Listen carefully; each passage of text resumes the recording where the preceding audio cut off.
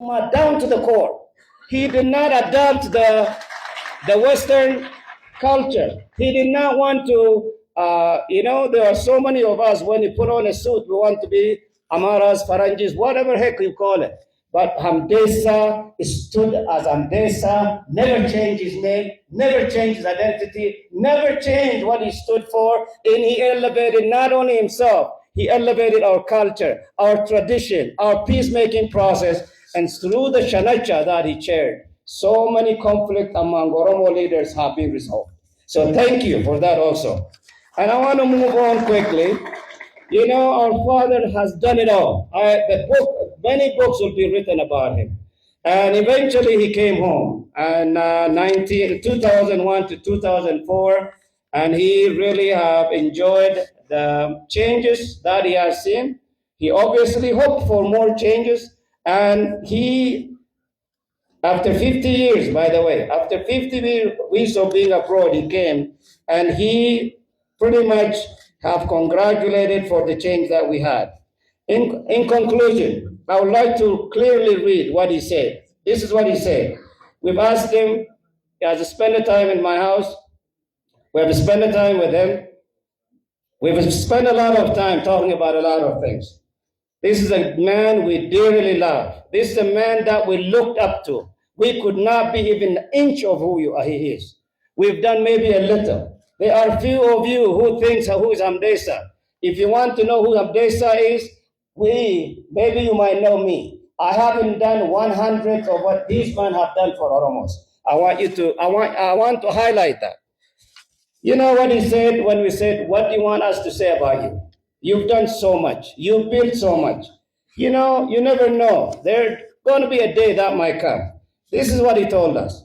He told my brother Gamachu Abraham, and I'll read. He said, I have run the race. This is his quote.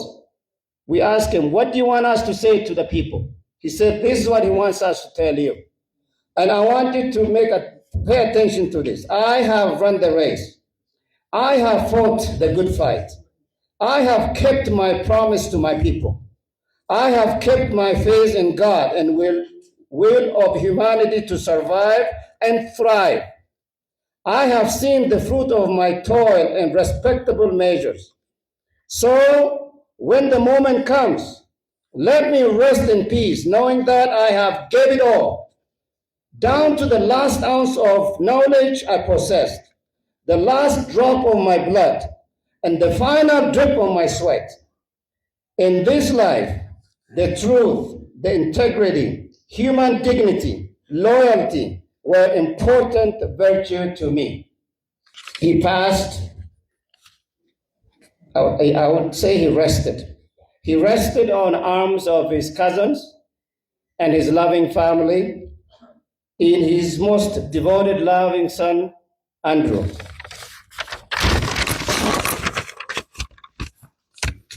Professor Hamdesa Tuso's life was a beacon of hope,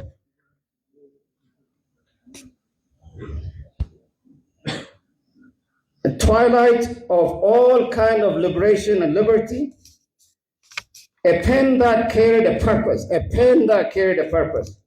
a legacy that will endure. His wisdom takes flight, and a generation he inspires. His compassion echoes in communities he uplifted. His scholarship remains as a guiding light for all who seek justice, dignity, and peace. Rest in power, our Father.